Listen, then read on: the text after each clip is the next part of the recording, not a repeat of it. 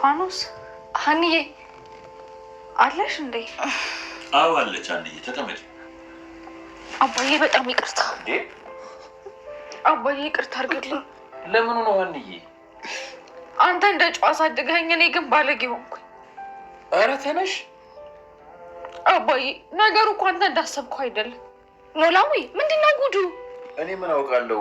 እኔ እኮ ግራ ገብቶኛል። እኔም ሀኒዬ ተነሽ እንጂ ቁጭ በይ። አባዬ ይቅር ካላልከኝ አልነሳም። ተነሽ ብዬሻለሁ። አሁን ሀና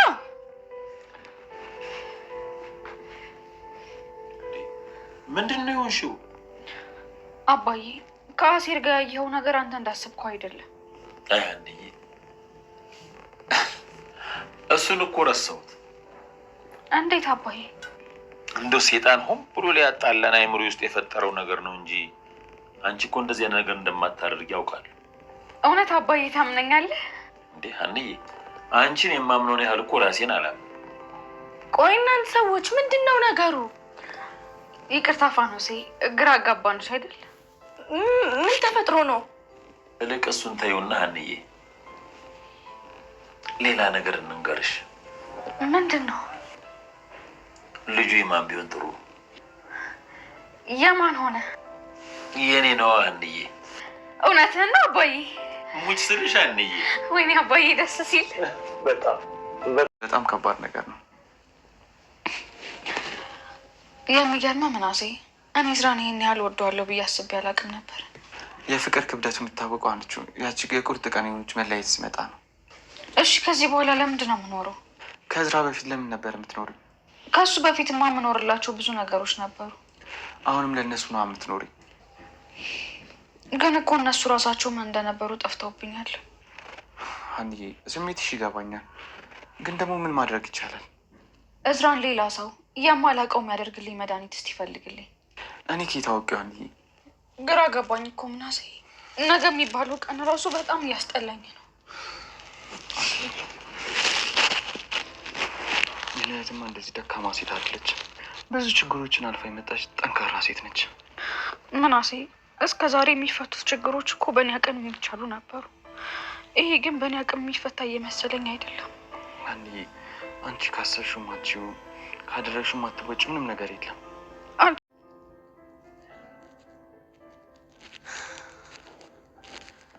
እኔ የምልሽ ወይ ምን አስበሽ ነው ግን በዚህ ሰዓት ቤተክርስቲያን ካልሄድን ያልሽኝ?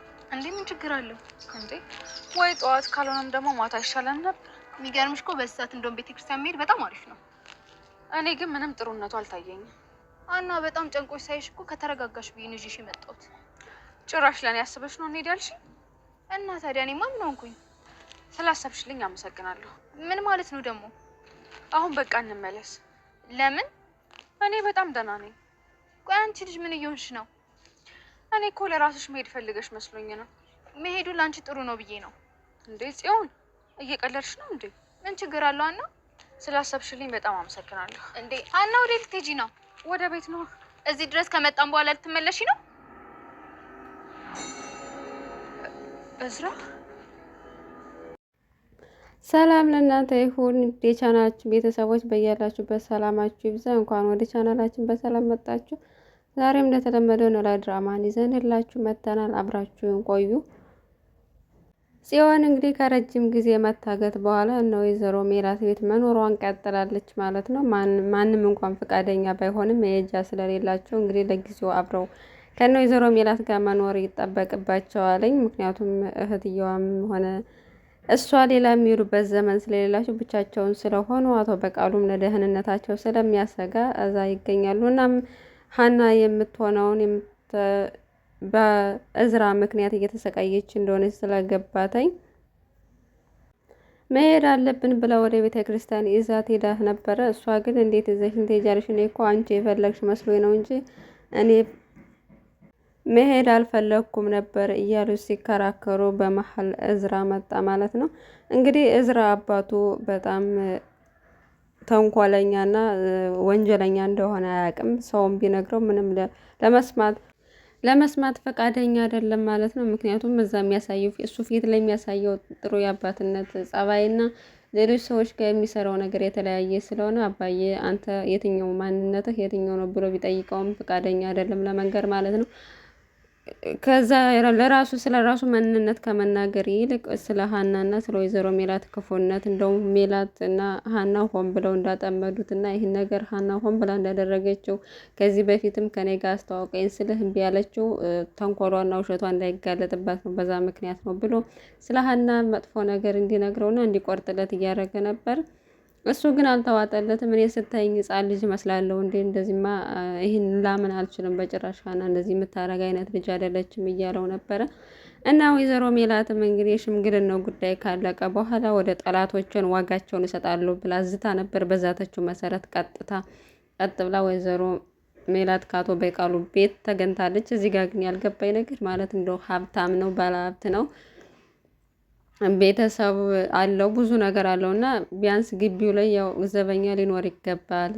ጠላቱን የምታክል ነገር ሰተት ብላ ሳሎን ድረስ ስትገባ ሀይ ሚላት ብትገለውስ እንደው ብትደፋው። ወይዘሮ ሜላት ብዙ ጊዜ ትዝታለች፣ ግን ተግባራዊ አታደርገውም። ብትደፋውም እኮ በቃ ማንም ሰሚ በሌለበት ሞተ ማለት ነው። እናም ይዛ ወይዘሮ ሜላትም ከዚህ በኋላ ለእሱ ወደ ኋላ እንደማትል እስከዛሬ እሱ ሲጎዳት እሱ ሲያጠቃት እንደነበር፣ አሁን ግን እሷም ወደ ማጥቃቷ እንደተመለሰች ብቻ ብዙ ነገር ነግረዋለች። ነግረው ከሄደች በኋላ ኢዝራ ተመልሶ ሲመጣ አባትየው ጥሩ ሁኔታ ላይ አልነበረም እና ምን ተፈጥሮ ነው ንገረኝ ሲለው ለመናገር ፈቃደኛ አልነበረም። መጨረሻ ላይ ግን ወይዘሮ ሜላት መታ ነበር ብሎ ሲነግረው እንዴት ጭራሽ እስካሁን የተጫወተችብኝ አልበቃ ብሎት እንዴት የቤት ድረስ ትሄዳለች? ይሄማ በጭራሽ ንቀት ነው አለቃትም ብሎ እንግዲህ ወይዘሮ ሜላትን ምን እንደሚያረጋት አይታወቅም። ወደ እሷ ቀጥታ ሄዷል ማለት ነው። አባትየውም በጣም ደስ ብሎታል። አሁን በቃ የአባቱ ልጅ ሆነ ማለት ነው እያለ እዝራ እንደዚህ በመሆኑ እሱ ደስተኛ ሆኖታል። ግን ልጁን ችግር ውስጥ እያስገባው እንደሆነ ምንም እየታወቀው አይደለም። ጽዮንም እዝራን ለማግኘት ሰፈር ድረስ ሄዳ ነበር። እናም ሰፈር ድረስ ሄዳ አገኘችው። እሱ ግን ከረጅም ጊዜ ጠፍታ ስለመጣች የት ጠፍተሽ ነው ምን ተፈጥሮ ነው ብሎ እንኳን አልጠየቃትም። እና እኔ እኮ ረጅም ጊዜ ጠፍቼ ስመጣ የት ሄደሽ ነው ምን ሆነሽ ነው ብለህ ትጠይቀኛለች ብዬ አስቤ ነበር። አንተ ግን ምንም አይነት ነገር አልጠየቀኝም። የተፈጠረውን ነገር ሁሉ ሰምቻለሁ እና በጣም አዝናለሁ እንደዚህ ስለሆንክ አለችው።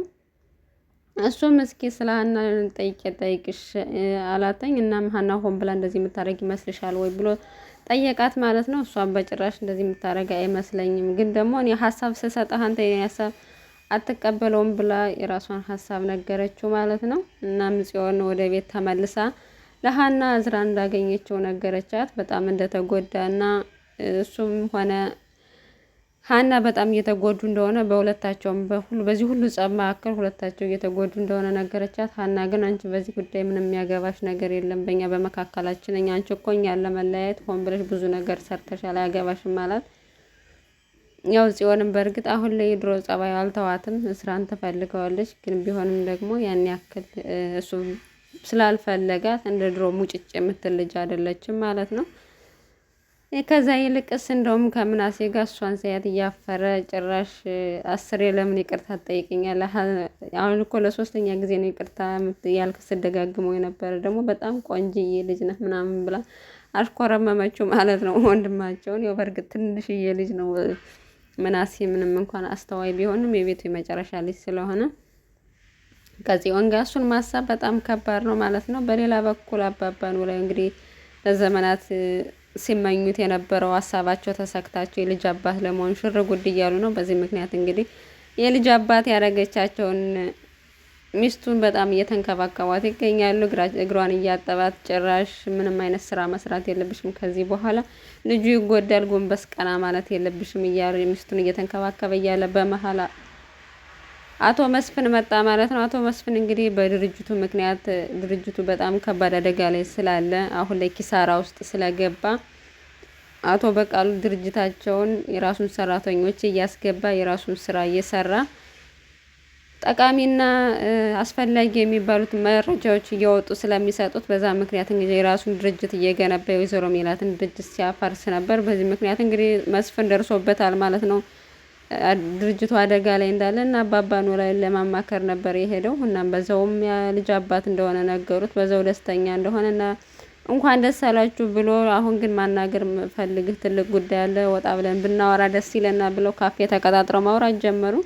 እናም ያለው የደረሰበትን ነገር ሁሉ አንድ ባንድ ነገረው። የአባባ ኖላዊም ያው በሀሳብ ባግዝ ነው እንጂ እኔ ምን ምን ልረዳህ እችላለሁ፣ ግን ደግሞ እንደዚህ በመደረሰ በጣም አዝናለሁ አለው። ምክንያቱም ቤተሰቡ ሊበተን ነው፣ ልጆች በራብ ሊሞቱብኝ ነው ምናምን እያለው ነበረ። እሱም ግራ ገብቶት የትኞቹ ልጆች ነው ሌላ ልጆች አለህ እንዴ እኔ ሳላቅ ምናምን እያለው ነበር። እና አቶ መስፍን ለወይዘሮ ሜላት እንዳይናገር ለባስ የበለጠ ከአቶ በቃሉ ጋር ሌላ ችግር ውስጥ እየዛተችበት ነው። ይህ ሁሉ ነገር ውስጥ ቤተሰቧን ጭራሽ እስከ መበተን እንደደረሰ ካወቀች እንዳታጠፋው ፈራ ማለት ነው። በዚህ ምክንያት እንግዲህ ሚስጥሩን ደብቆ ይዟለኝ ምንም መናገር አልቻለም ማለት ነው። ወይዘሮ ሜላትም ሀኒቾን ይቅርታ እየጠየቀቻት ነበረ። በዚህም ሁሉ ነገር ስለደረሰብሽ በጣም አዝናለሁ ልጅ፣ አሁን ምን እየተሰማሽ ነው አለቻትኝ። ያው በጣም እንደምትወደው ዝራ፣ ነገር ግን ከቤተሰብ እንደማይበልጥ ለቤተሰብ ብላ እንደምትተወው እየነገረቻት ነበረ። እና ወይዘሮ ሜላት እንግዲህ እየዛተች በስከ መጨረሻም ግንባሩን ብላ ደፍታ አቶ በቃሉን ትገላግልናለች ብለን ተስፋ እናደርጋለን። ውድ ቤተሰቦቻችን አብራችሁን ስለቆያችሁ እጅግ በጣም እናመሰግናለን። ለዚህ ቻናል አዲስ የሆናችሁ እንደተለመደው ላይክ፣ ሰብስክራይብ፣ ሼር አድርጉ። ቀጣዩን ክፍል ደግሞ ይዘንላችሁ እንመጣለን። ኖላዊ ድራማ እንግዲህ በቅርቡ እንደሚያልቅና ክፍል ምዕራፍ 2 እንደሚጀምሩት እየተናገሩ ይገኛል። ምዕራፍ 1ም ሆነ ምዕራፍ 2ን በተከታታይ ይዘን የምንመጣ ይሆናል። በያላችሁበት ሰላማችሁ ይብዛ። እናመሰግናለን።